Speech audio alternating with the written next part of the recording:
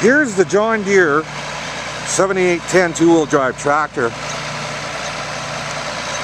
It's selling August 24th for Art Beck. As you see, it's raining right now. It's got the 726 John Deere front end loader on it.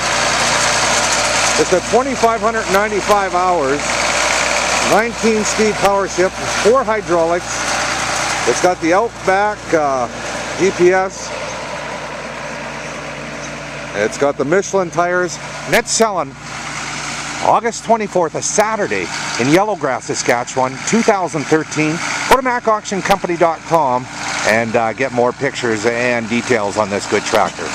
Once again, a good looking 7810 with the front end loader.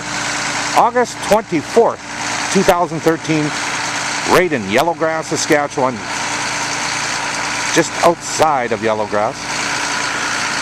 Make sure you make it. Also, that day, there will be live internet bidding.